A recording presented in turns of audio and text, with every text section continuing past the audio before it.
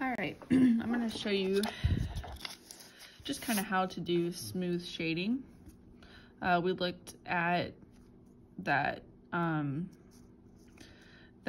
like diagram thing where ideally you want to have like a flat, like you don't want your pencils to be super sharp, and you want to start to develop like a flat edge on one of them, and that's going to make it so that the colors are really smooth.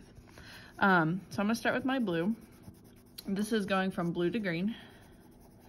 So I'll start going in little circles with the side of my pencil. So again, you don't want a sharp pencil because our goal is not to see lines. So we do not want to be able to see those lines. All right, so as I go out a little bit further, I'm going to start easing up on the pressure, because eventually I'm gonna want to blend green into it. Now, if you color all, like the paper can only hold so much pencil. So if you do color like as hard as you can, with one color, you will not be able to blend another color into it. There just won't be room for that color. So you have to leave some of the white, some of the paper showing. All right, so I'm starting to notice how I'm getting lighter. Still just doing little circles and using the flat part.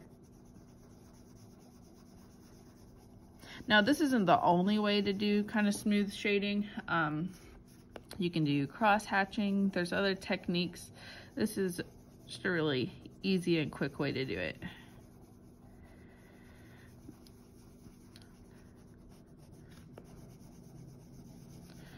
And you're probably going to go back and forth in different spots, adding more color on one side and then on the other. Okay, so I'm going to start adding my green in, and do everything gradually. That's what I'm doing. Notice I'm building this up kind of slowly. That way, because you can always add more color. You can't take away this color. It's a lot harder to take away color pencil. Okay, so I'm getting super light over here. Adding a little more pencil over here. And now, like I said, I was waiting until I kind of got to the middle, but I'm gonna start adding in some green. Okay, so same thing with the green. I'm gonna find that flat part that I have. Starting to do, again, little circles.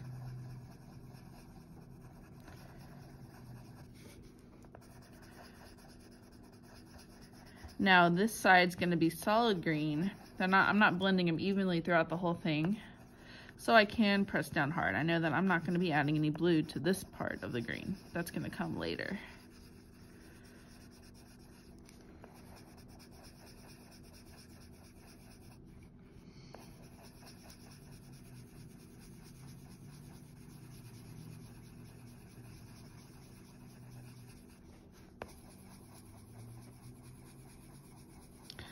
All right, and then we'll start to meet in the middle. And I will begin overlapping them.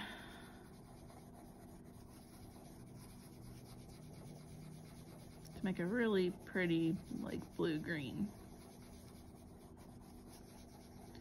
So I'm starting to extend my green over into the blue side. I'll switch pencils here in a minute. If you need to take a break also while you're doing this, like, definitely do that, because it does kind of start to hurt your hand after a little bit. I get that, but you just need to rest your hand for, like, I don't know, 10 seconds, and then keep going.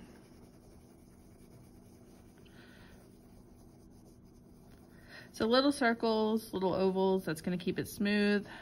You don't want pencil marks. If you can see pencil marks, just do some more little ovals on top of it.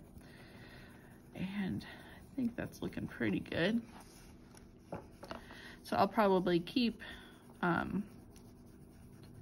adding color to this, going back and forth between blue and green until I get it how I want it.